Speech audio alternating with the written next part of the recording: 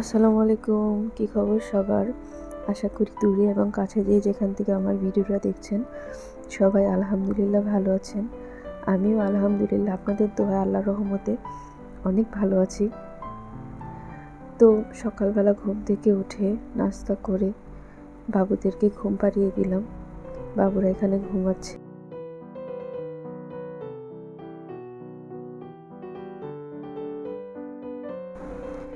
এখানে আমার খালামণি বাবুদের জন্য সেমাই রান্না করছে। খালামণি বলল যে সেমাই নাকি বাবুদের জন্য খুবই ভালো। তো সেমাইটা কিভাবে রান্না করতেছে সেটা আমি আবার দেখতেছিলাম যে কিভাবে রান্না করে।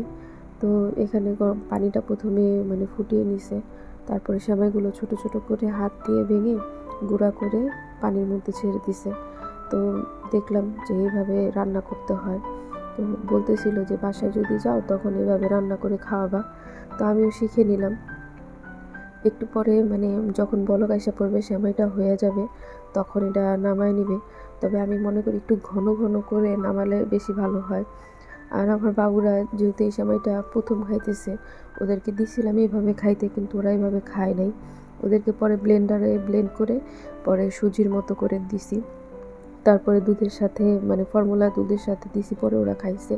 আর এখানে হচ্ছে দুপুরের খাবার খাইয়ে নিতেছি। এখানে হচ্ছে রুই মাছ, চিংড়ি মাছ ভর্তা, আর ওটা কাসকির গুঁড়া, ওগুলা রান্না করা হয়েছে। তো খাইয়ে নিব দুপুরের খাবার। ওইখানে বাবুদের রাখা হয়েছে।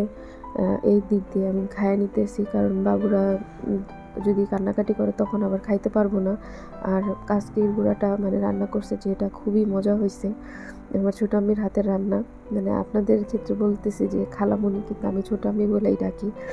আর এখানে হচ্ছে সন্ধ্যার সময় যে সেদিন মিনা বাজার থেকে পাস্তা এগুলো নেওয়া হয়েছে, তো এগুলো রান্না করতেছে। বাসার জন্য আনছিলাম, তো পাস্তা রান্না করবে। তো আমি আবার দেখতেছিলাম। তো ছোটো আম্মি বলতেছিল যে আগে বলতে সুন্দর করে রান্না করতাম, প্রথম থেকে ভিডিও করতে পারতি। তো আমি বললাম যে সমস্যা নেই।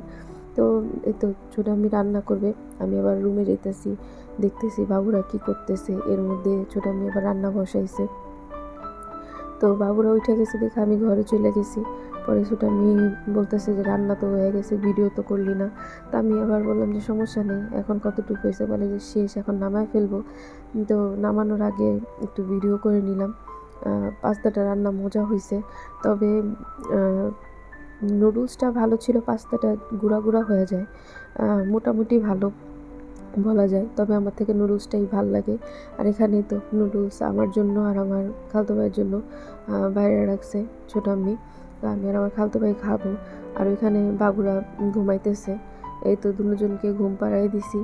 আর আমার ছোটো খালাতো ভাই যে ও পড়তেছিল, তো আমি আর আমার বড় খালাতো ভাই ওরা আমরা দুইজন খাইতেছি আর ওদেরকে পাহারা দিতেছি যে ওরা ঘুমাইতেছে। আর ছোটো আম্মি তো রান্না করতেছে, আর আম্মু হয়েছে গিয়ে ঘুমাইতেছিল। তো এই কারণে আম্মু আর বাবুদের রাখার টেনশন নেই। আমি বাবুদের দেখতেছিলাম, আবার ছোটো আম্মির কাছে যেতেছিলাম। ছোটো আম্মি আবার একটু পর পর আইসা বাবুদের দেখতেছিল। আর এখানে ছোটো আম্মি উপরে সস দিয়ে গেল, সসটা দিয়ে নুডলসটা খাইতে বেশি মজা লাগছে।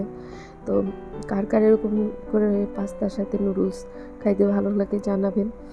আমার তো এই প্রথম এভাবে খাওয়া। আমি শুধু পাস্তা খাইছি আর শুধু নুডলস খাইছি, কোনো সময় পাস্তা নুডলস একসাথে খাইনি। যাই হোক, ভালোই লাগলো।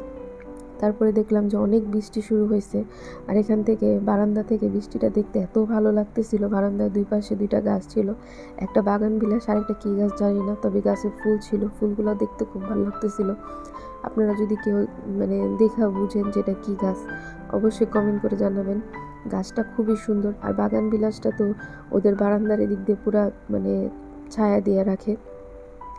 তো ওই পাশে দেখতেছিলাম যে ফলের দোকানগুলো দেখতে খুবই ভালো লাগতেছিল, আর অনেক বৃষ্টি হইতেছিল। তো দেখতে থাকেন।